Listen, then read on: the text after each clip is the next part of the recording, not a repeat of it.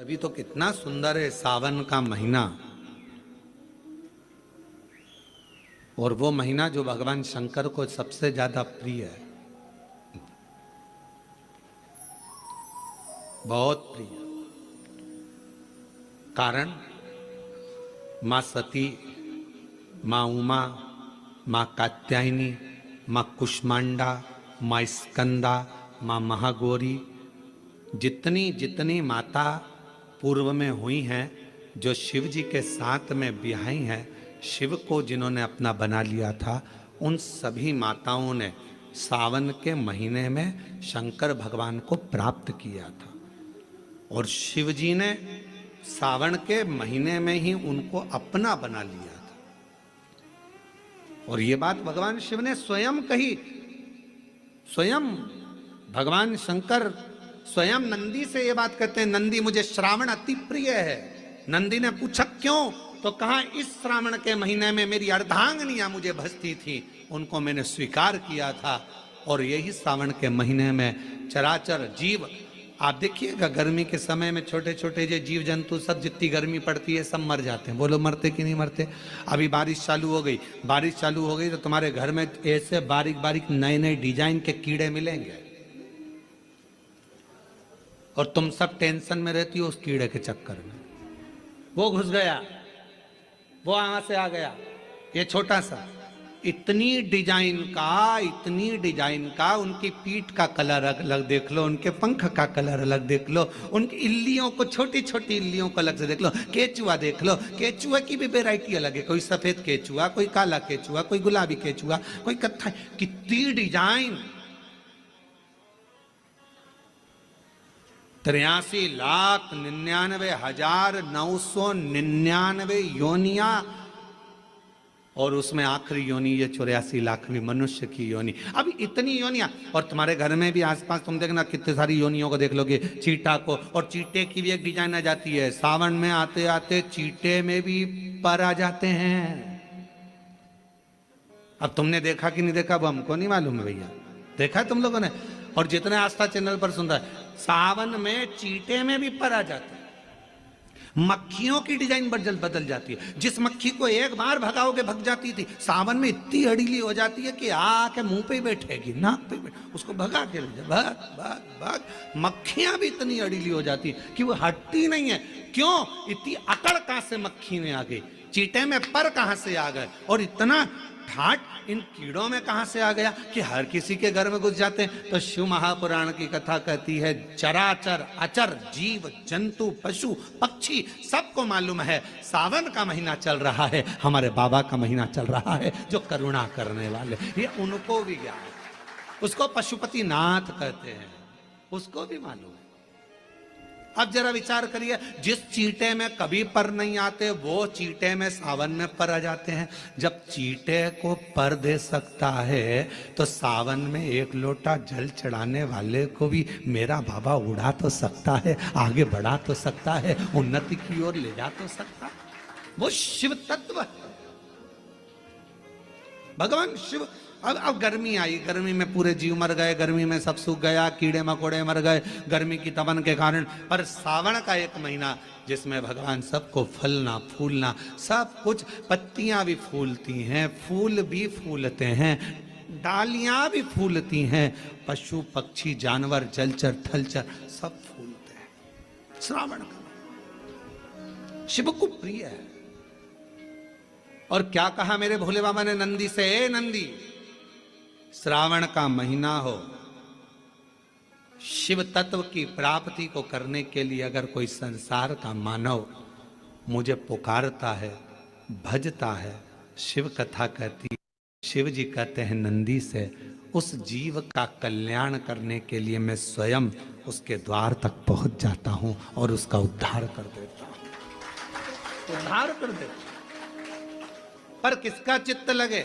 सावन में भी कई लोग ऐसे हैं जिनका चित्त नहीं लग पाएगा, क्योंकि सावन का महीना होता है तो कमाई के स्रोत भी ज्यादा हो जाते हैं। जीजियों की साड़ियां बिकने लगती हैं, फैशन का सामान बिकने लगता है, पर्स मोबाइल बिकने लगता है, सामान बिकने लगता है, क्योंकि उस समय व्यापार भी बढ़ता है। व्यापार इसलिए बढ़ता है क्योंकि भगवान भी चाहता है कि तेरा मन मुझसे हट जाए, व्यापार में लग जाए। क्योंकि भगवान को मालूम, हमने पहले भी कथा में कहा है, बच्चे को माँ गोदी में तभी तक रखती है जब बच्चा खिलौने से नहीं खेलता। खिलौने से खेलने लगेगा, माँ नीचे उतार देगी। उसी तरह भगवान तुमको अपने पास जब तक बुलाता है, जब तक तुम्हें अपना बनाकर रखता है, और भगवान देख लेता है कि अब धीरे धीरे मेरे को इसको धन देना है, वैभव देना है, ये खिलौने से खेलना चालू करेगा, गाड़ी लाएगा, घोड़ा लाएगा, मकान बनाएगा, फर्नीचर बनाएगा, उसमें लग जाएगा, तो मेरे मंदिर आना छोड़ देगा। और मंदिर आना छोड़ दिया तो एक दिन मुझे धीरे धीरे, मैंने एक बार इसकी यहाँ वो पहले की माताएं, पुरानी माताएं क्या करती थी, मिर्ची बारिश के पहले भर के रख लेती थी,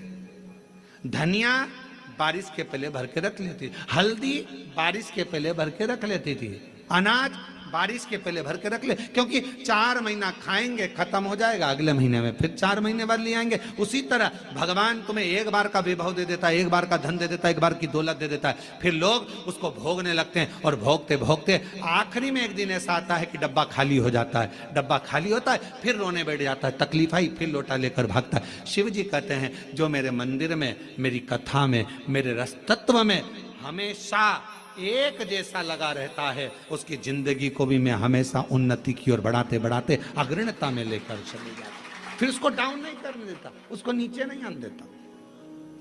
जैसे श्रावण महीने में चढ़ाए गए कनेर के फूल, दुर्वा,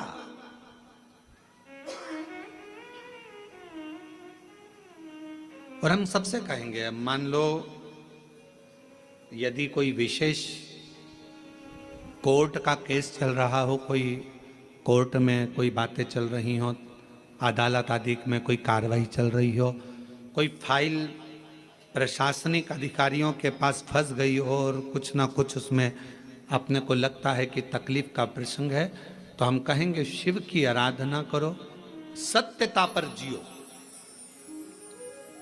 और साथ में 5 दुर्वा, 1 कनेर का फूल पीला, 1 पीला कनेर, 5 दुर्वा, 5 बेलपत्र लेकर शिव जी के मंदिर में जाकर शिवलिंग पर समर्पित कर 2 लोटा जल सावन के महीने में उसी पर बेलपत्र कनेर के फूल पर चढ़ाइए।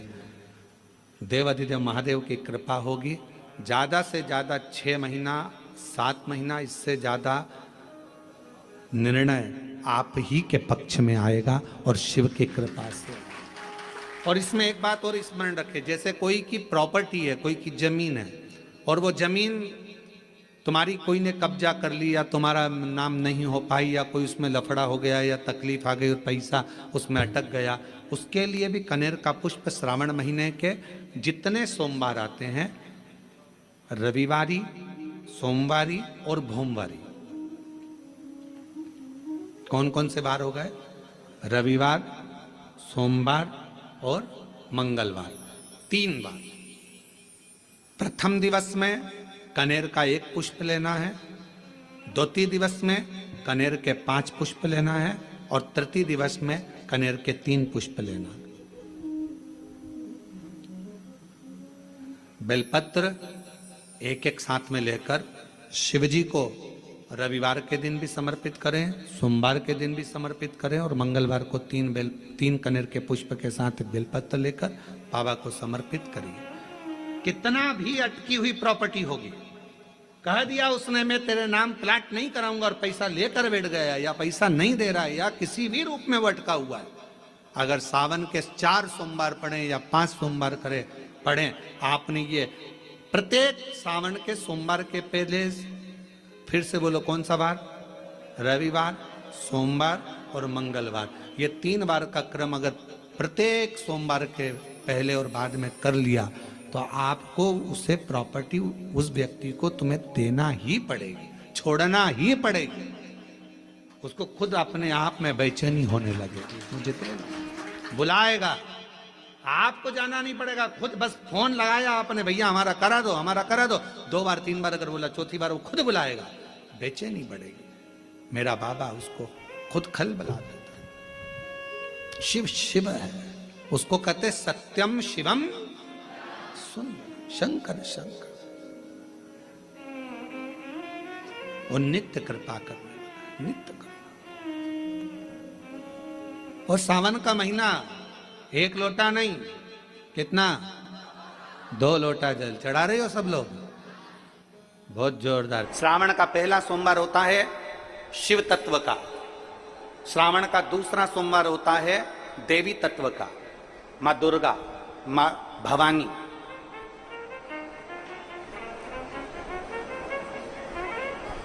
आप लोगों ने शिव पंचायत, शिव महापुराण की कथा पहले बाची आप लोगों ने सुनी होगी। उसमें शिव पंचायत का वर्णन करा था। 5 देव,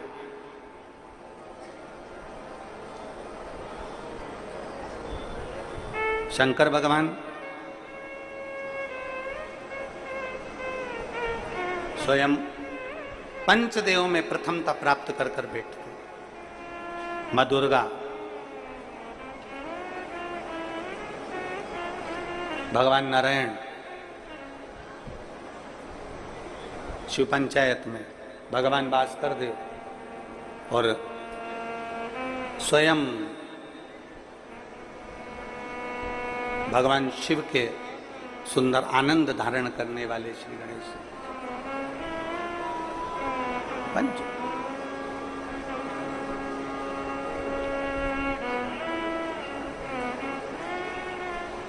अब प्रथम में शिव, दुर्गा, नारायण, भास्कर देव, गणेश जी, ये सब भगवान शिव की पंचायत के अंतर्गत विराजमान होते हैं और ये 5 सोमवार का फल हमें प्रदान करते हैं। 5 सोमवार।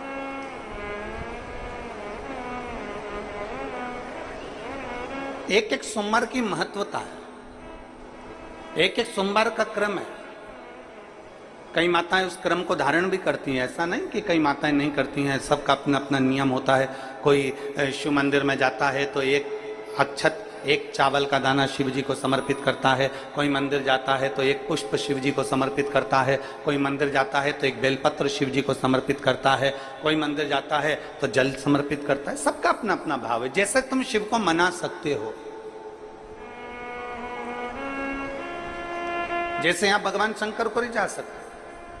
और मेरा निवेदन सभी मेरी जीजियों से, मेरे जीजाओं से, मेरी बेटियों से, बेटाओं से, मेरी माताओं से, श्रावण के महीने के जितने सोमवार रहें, प्रत्येक सोमवार को शंकर जी का अगर मंदिर जा सको तो ठीक है, ना जा सको तो शिखर का दर्शन, और वो भी ना कर सको तो अपने घर में जो शिवलिंग है उस पर 3 बार, 3 छोटा सा लोटा ले लो, बड़ा लोटा ले लो, कैसा भी 3 बार शिव जी का नाम लेकर 3 बार जल को अवश्य चढ़ा। जितने सोमवार पड़े श्रावण के महीने में आप 3 बार, भले 1 लोटा जल है उसी को रोक रोक कर 3 बार चढ़ाओ, और 3 बार चढ़ाओ। जैसे शिव मंदिर में 3 ताली का नियम है, सावन महीने में 3 लोटा अर्थात 2 लोटा जल पर रुककर 3 बार अगर जल चढ़ाया जाता है तो ब्रह्मा, विष्णु और महेश उस जल को स्वीकार कर कर तेरे घर का भंडार भर देते। 3 बार जल। गंगा जल का प्रयोग एक तो पितरों के लिए, दूसरा श्रावण के महीने में किसी भी एक सोमवार को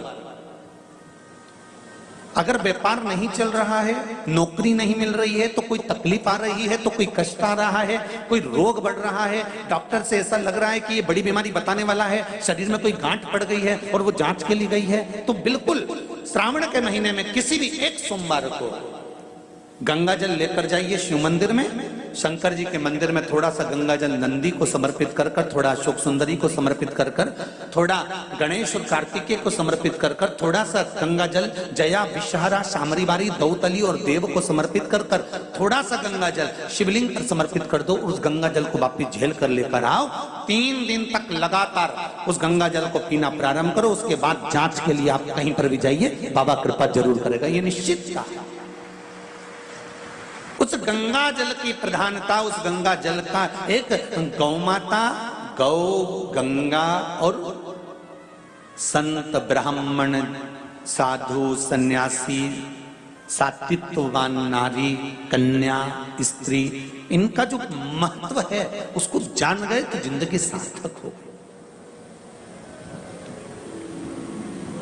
यदि भूलवश भी अगर कोई व्यक्ति मंदिर में बेलपत्र चढ़ा हुआ है और बेलपत्र उसने एकत्रित कर लिया मंदिर के अंदर ही, और मंदिर में बेलपत्र एकत्रित कर कर धागा लिया और उस कच्चे धागे में, उस कच्चे धागे के अंदर अगर उस बेलपत्र की डंडी को पीछे से उसने एक एक साधारण सी गांठ लगाकर उस बेलपत्र की माला को सिद्ध कर लिया, हल्की सी कच्चे सूत की गांठ लगाते लगाते मंदिर की चढ़ी हुई बेलपत्र को, शंकर पर चढ़ी हुई बेलपत्र को, शंकर की चढ़ी हुई बेलपत्र को ही उसने गांठ लगाकर जब माला सिद्ध कर ली और सिद्ध कर कर अगर वही माला भगवान शंकर को अर्पित कर देती है तो कहते हैं कि हमारा फिर पुनर्जन्म होता ही नहीं है, इस संसार सागर से हमारी मुक्ति हो ही जाती है, पुनर्जन्म से हम छूट जाते।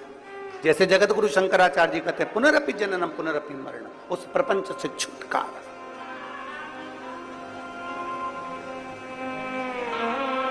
अब कई लोग ऐसे होते हैं कि वो पत्ती में छेद कर देते हैं, नहीं, शिव महापुराण की कथा कहती है चाहे बेलपत्र हो चाहे तुलसी पत्र हो, चाहे बेलपत्र हो चाहे तुलसी पत्र हो, इन दोनों पत्ती के अंदर सुई को नहीं पिरोना चाहिए।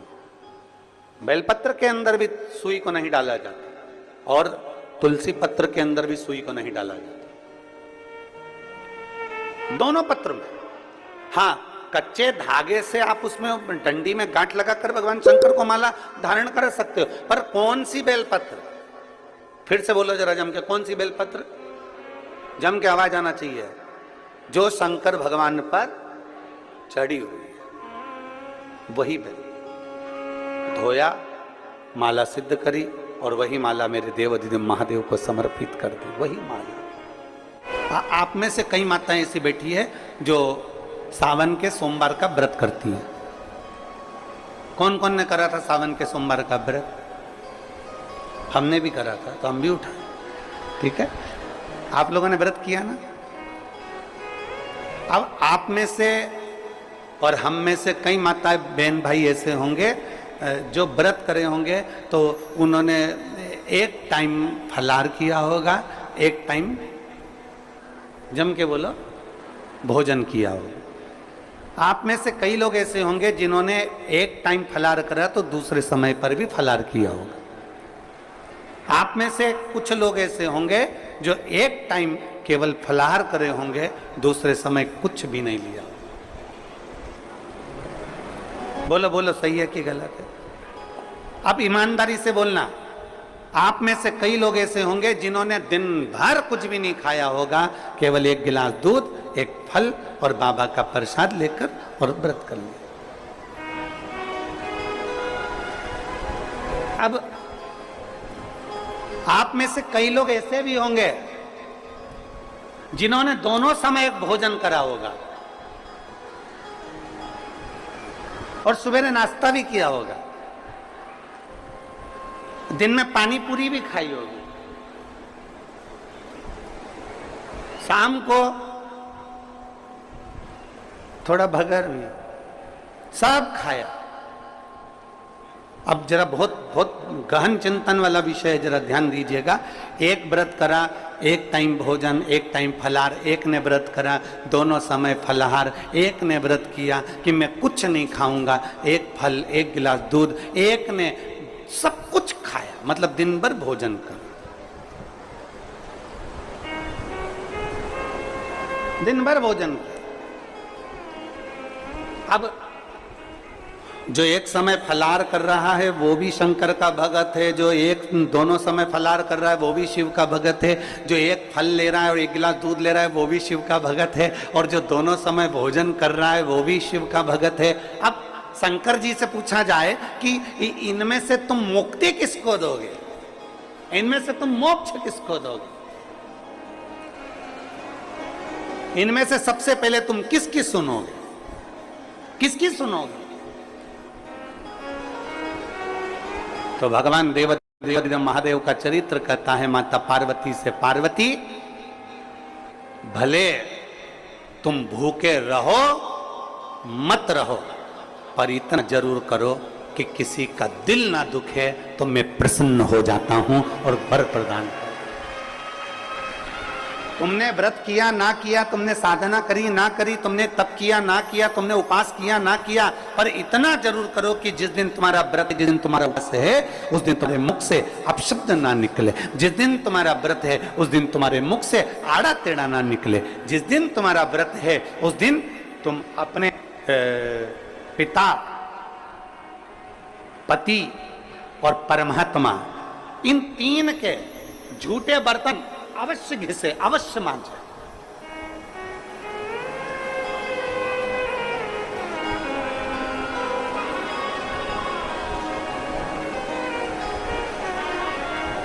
घर के सारे बर्तन, बर्तन मांजने वाली कोई आए वो मांजे, मना नहीं है, पर 3 बर्तन अपने को खुद मांजना चाहिए।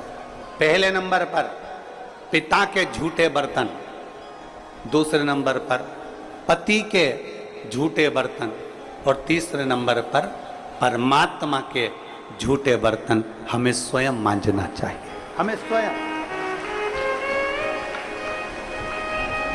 इन 3 के बर्तन अगर दूसरे मांजते हैं तो आधे से ज्यादा वस्तु पर हक जो बर्तन मांजता है उसका हो जाता है। अब तुम समझ लेना अच्छे से, हम इसको बहुत विस्तार से नहीं कहेंगे। मालूम पड़े पिता के झूठे बर्तन अगर आप मांज रहे हो, पिता के सामने आप झूठे बर्तन उठा रहे हो, पिता के सामने आप बर्तन लेकर जा रहे हो, पिता के सामने आप उनके बर्तनों को मांज रहे हो, पिता के सामने आप उनके बर्तन उनके कमरे में उठाने जा रहे हो, पिता के सामने आप उनके झूठे बर्तन लेकर घिस रहे हो, मांज रहे हो, साफ कर रहे हो, तो पिता आपको देखेंगे तो उनके मन में आएगा मेरी बहू कितनी अच्छी है, देखो सारे बर्तन वो मांजने वाली मांजती है पर मेरा झूठा बर्तन मेरी बहू मांजती है। तो पिता अपनी तिजोरी का माल निकाल के चुपचाप से तुमको दे दे, ये मेरी बहू है। सारे बर्तन दूसरे मांजते हैं पर मेरी बहू मेरे बर्तन मांजती है, मेरी बहू मेरी सेवा करती है, मेरी बहू मेरी चाकरी करती है, मेरी बहू मेरे बर्तन घिसती है। दूसरे नंबर पर पति के बर्तन, पति ने जिस बर्तन में भोजन किया है उसका बर्तन मांजने वाला नहीं, उसके बर्तन पत्नी को मांजना चाहिए। और अगर पति के झूठे बर्तन कोई दूसरा मांजने लगता है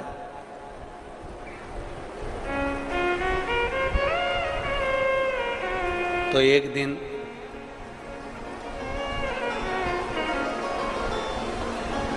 सेठानी नौकरानी और नौकरानी सेठानी हो जाती है। वर्षा नहीं, बहुत सावधानी, बहुत सावधानी। पिता, पति के झूठे बर्तन भी पत्नी को मांजना चाहिए। स्वामी के झूठे बर्तन मांजोगी पति की दृष्टि में आएगा सारे घर के बर्तन दूसरे मांजते हो पर मेरी पत्नी मेरे बर्तन मांजती है, पत्नी मेरे झूठे बर्तन उठाती है, मेरी पत्नी मेरे झूठे बर्तन संभालती है, मेरी पत्नी मेरे झूठे बर्तन उठाकर रखती है। मतलब उसकी दृष्टि में आपका भाव बढ़ता चले जाएगा। तो आपको जिस दिन तुम बोलो कि मुझे ये चाहिए, पति को याद आ जाएगा ये मेरी सेवा करती है, झूठे बर्तन तक संभालती है, तो तुरंत साड़ी भी दिलाएगा, करवा चौथ अंगूठी भी दिलाएगा, निश्चित। एक पिता, एक पति, और तीसरे नंबर पर बोलो, सब बोलो जम के जरा, परमात्मा। तुम्हारे घर में भगवान का मंदिर है, तुम्हारे घर में छोटा सा शिवालय है, तुम्हारे घर में छोटा सा देवालय है, तुम्हारे घर में छोटा सा मंदिर बना हुआ है, उस मंदिर में तुम भगवान की पूजन करती हो, पूजन करने के बाद भगवान को स्नान कराती हो, स्नान करा हुआ बर्तन रखा रहता है, लोटा रखा रहता है जल चढ़ाने वाला, भगवान के भोग लगाने की छोटी सी कटोरी होती है, भगवान को पानी पिलाने का छोटा सा लोटा होता है, कलश होता है, झारी जी होती है या कोई गिलास होता है। भगवान का बर्तन, परमात्मा का बर्तन घर की स्त्री को, घर की नारी को स्वयं मांजना चाहिए, वो बर्तन मांजने वाले को नहीं देना चाहिए, क्योंकि परमात्मा ये देखता है कि ये मेरे बर्तन मांज रही है, मैं इसको भंडार भर देता हूं। पिता, सब लोग बोलेंगे कौन कौन के बर्तन मांजना चाहिए, जम के बोलो, पिता, पति और परमात्मा। इन तीन के बर्तन, इन तीन के झूठे बर्तन, इन तीन के झूठे पात्र का घिसना, जूठे बर्तन को मांजना श्रेष्ठ। पिता, पति और परम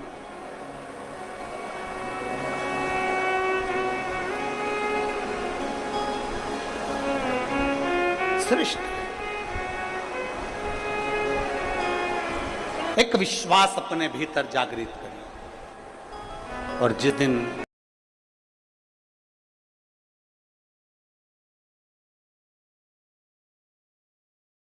कोई सा भी व्रत, आपका सोमवार का व्रत है, आपका शिव जी का अगर कोई व्रत कर रहे हो, तो उस दिन आप भगवान शंकर को चढ़ाने के लिए बेलपत्र मत तोड़ो, एक दिन पहले तोड़ो। क्यों कहा गया? हमारे शास्त्र क्यों कहते हैं कि पशुपतिनाथ का व्रत कर रहे हो तो बेलपत्र को एक दिन पहले तोड़ना, सोमवार का व्रत कर रहे हो तो बेलपत्र को एक दिन पहले तोड़ना, प्रदोष का व्रत कर रहे हो तो एक दिन पहले बेलपत्र को तोड़ना। एक दिन पहले उस बेलपत्र को क्यों तोड़ा जाता है? जिस दिन हमारा व्रत रहता है उस दिन हम बेलपत्र क्यों नहीं तोड़ सकते? तो हमारा शास्त्र कहता है, शिव महापुराण वर्णन करती है कि जिस बेलपत्र की पूजन आप साल भर में अगर एक दिन भी आपने बेलपत्र को जल चढ़ाया है, एक दिन भी बेलपत्र को नमन करा है, एक दिन भी बेलपत्र के वृक्ष को यदि तुमने पूजा है, साल भर में एक दिन भी आपने अगर बेलपत्र की आराधना करी है, तो आप जब जब सोमवार का व्रत रखती हो, प्रदोष का व्रत रखते हो, आप जब जब शिवरात्रि का व्रत रखते हो, आप जब संकट सोमवार का व्रत रखते हो, पशुपति व्रत रखते हो, तो तुम्हारे उस व्रत को सफल बनाने के लिए बेलपत्र का वृक्ष भी तुम्हारे लिए व्रत रखता है, जिससे तुम्हें उस फल की प्राप्ति।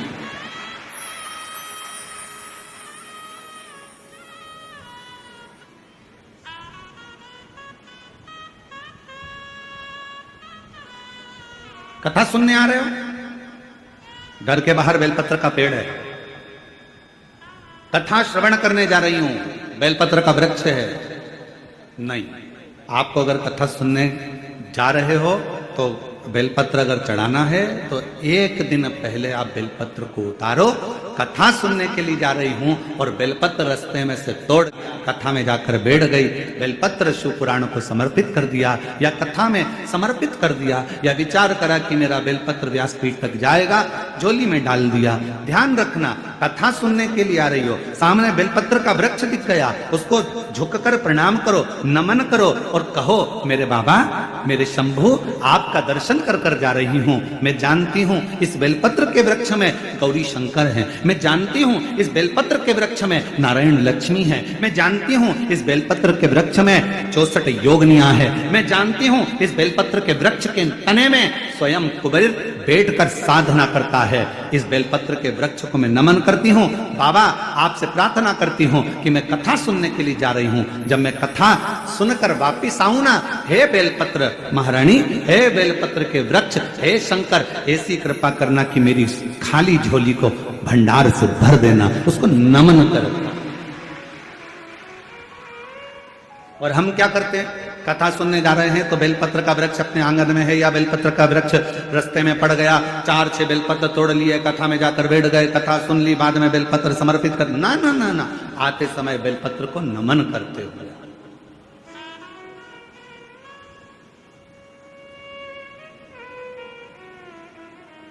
प्रणाम करते हुए, विनय करते हुए। और मैंने तेरे ही भरोसे बाबा, तेरे ही भरोसे हवा बिच उड़ती जाऊंगी, बाबा डोर हर तो छड़ीना में कटी जाऊंगी, बोले मैं तेरी पत्नी, शंभु मैं तेरी पतंग, हवा बिच उड़ती जाऊंगी, बाबा डोर हटो छड़ीना में कटी जाऊंगी, बोले मैं तेरी। आप उसको नमन करिए। कई लोग कहते हैं, गुरुजी हमने पशुपतिनाथ का व्रत किया, हमने 16 सोमवार करे, हमने सोमवार का व्रत करा, हमने प्रदोष करी, हमने बाबा की सोमवारी का व्रत करा, मेरा बाबा मेरे सुनता क्यों नहीं है? हम गलती कर दिए, हम जिस दिन हमारा व्रत था उस दिन हमने बेलपत्र को तोड़ लिया।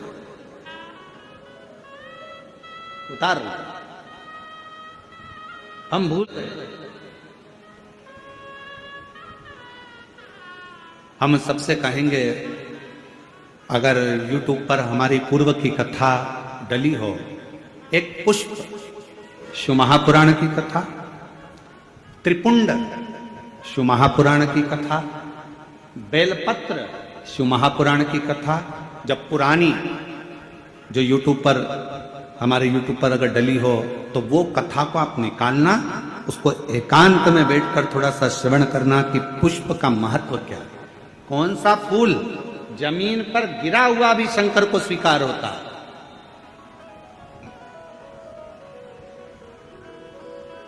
कौन सा पुष्प शिव को किस स्थान पर चढ़ाया जाए। क्यों सोमवार, अष्टमी और ये अन्य जितनी तिथियां होती हैं, अमावस्या, पूर्णिमा, प्रदोष, चतुर्दशी, त्रयोदशी, ऐसा वर्णन उसमें आता है कि इन दिन बेलपत्र को नहीं तोड़ा जाता। अष्टमी, नवमी, ये तिथियां हैं, क्यों नहीं तोड़ा, किस लिए, क्या कारण है कि इन तिथियों पर बेलपत्र को नहीं तोड़ा जाता। तो कहा, जब हम रोज बेलपत्र को जल चढ़ाते हैं, शंकर की आराधना करते हैं, तो बेलपत्र के वृक्ष के नीचे बैठकर देवता भी हमारे कल्याण की कामना करते।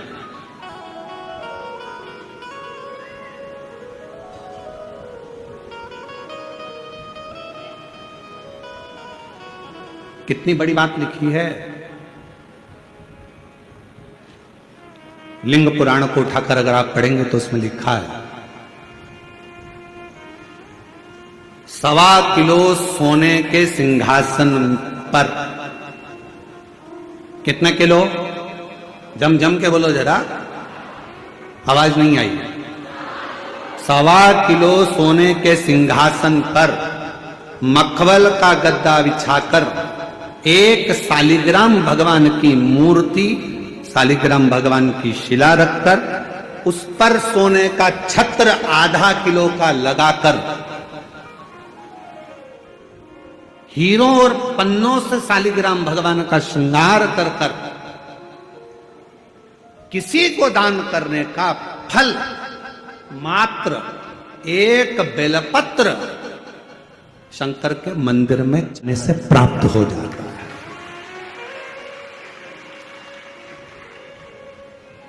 कितने किलो सोने का सिंहासन, बोलो बोलो जम के बोलो जरा। 1.25 किलो। छत्र कितने का, 0.5 किलो।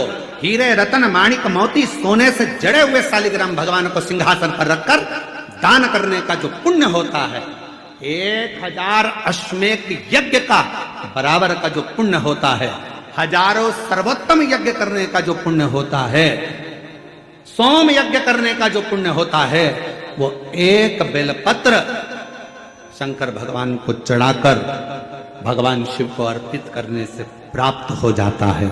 और ऐसा यज्ञ का फल मेरा विश्वास करता है, मेरे छत्तीसगढ़ वासियों के लिए, मेरे संपूर्ण देशवासियों के लिए, मेरे संपूर्ण विश्व में रहने वाले शिव भक्तों के लिए, ये मेरा दिल कहता है कि इतना बड़ा दान, मेरा मन करता है कि आप सब हफ्ते में कम से कम एक दिन ऐसा आता होगा कि आप भी एक बेलपत्र शंकर को चढ़ाते होगे, तो समझ लेना कि आपने भी अश्वमेध यज्ञ, सोम यज्ञ और स्वर्ण सिंहासन, स्वर्ण छत्र का दान अपने जीवन में कर लिया।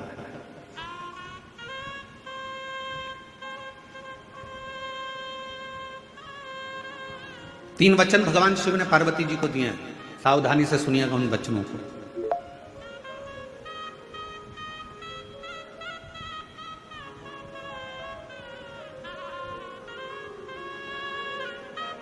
दो वचन तो काशी के हैं और एक वचन अमरनाथ की गुफा का। 3 वचन मेरे भगवान शंकर ने पार्वती जी को दिए हैं, जिसमें से 2 वचन काशी के हैं कि काशी में शंकर भगवान से पार्वती जी कहती हैं, जिस पति पत्नी में आपस में झगड़ा हो उसमें प्रेम बढ़े, ये वचन दीजिए। शिव जी ने वचन दिया, पति पत्नी अगर झगड़ा करेंगे तो उनमें आपस में प्रेम बढ़ेगा।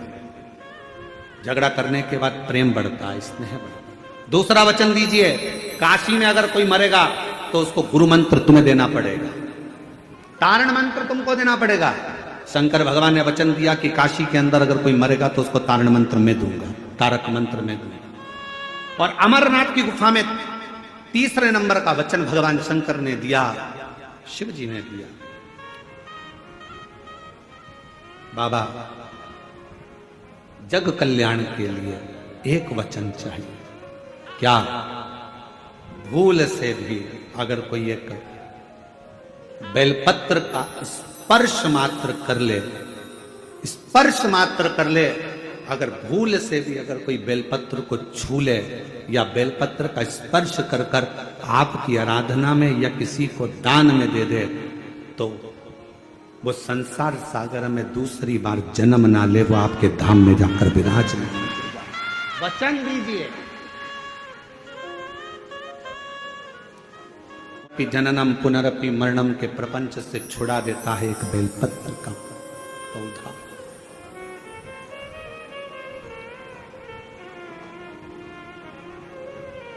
शिव जी के मस्तक पर कितनी रेखाएं रहती हैं त्रिपुंड में?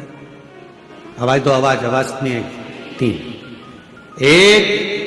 तीन रेखा मेरे भगवान शंकर के मस्तक पर है। उन तीन रेखाओं में एक एक रेखा में 9 देवता विराजमान।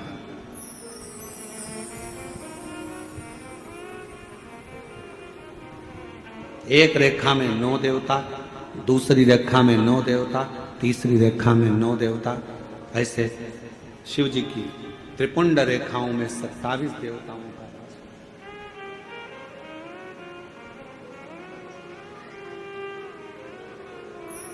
पूरे एक त्रिपुंड में। आप रोड पर से चल के आते हो, बहुत सारे तिलक लगाने वाले आपको मिलते हैं, उन्होंने अपनी थाली में फूल रख रखा है, ऐसा फूल रख रखा है, उस फूल से आपका पूरा सिर रंग देते हैं। बोलो बोलो, सही है कि गलत है? अरे बोलो तो जम के। ऐसा सिर रंग देते हैं और आप उनसे कुछ कहती भी नहीं हो। आपको कहना चाहिए ये सिर रंगने से कुछ नहीं होगा, अगर कुछ करना है तो अपने हाथ की 3 उंगलियां लीजिए और त्रिपुंड खींचिए। कम से कम 27 देवता मेरे मस्तक पर रहना चाहिए। 27 देवता मेरे मस्तक पर रहना चाहिए। चंदन की, भस्म की, रौली की, मौली की।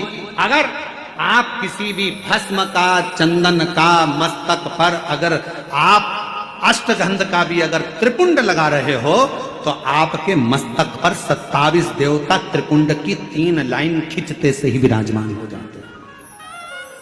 तिलक लगाने वाले फूल रख लिया, फूल से पूरा माथा रंग दिया, रंगने के बाद कह दिया चलो दक्षिणा दो जाओ। उस समय पर आपको कहना चाहिए, मैं कथा में आई हूं, शिव की कथा है, मेरे मस्तक पर त्रिपुंड लगा। त्रिपुंड से मतलब है कि 27 देवता, जब तक मेरे मस्तक पर त्रिपुंड रहेगा 27 देवता मेरे साथ में हर पल हर घड़ी रहेंगे, हर क्षण। पर हम नहीं बोल पाते। उन्होंने लिया फूल से रंग दिया, नहीं नहीं नहीं, हमको त्रिपुंड लगाइए, हमारे मस्तक पर त्रिपुंड होना चाहिए।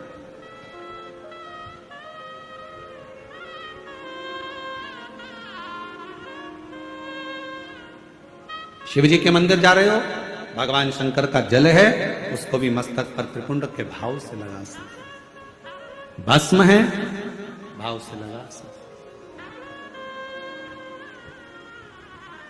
और यदि कुछ भी ना लगा सको तो फिर एक काम करो, शंकर के मंदिर में जब जाओ, झुककर जब प्रणाम करो तो अपना मस्तक शिव के चरणों में झुककर प्रणाम करोगे तो जो शिव भक्त आएंगे उनके चरण की रज आपके जब मस्तक पर लगेगी तो आपका कल्याण कर देगी, आपका उद्धार कर देगी, कल्याण कर देगी।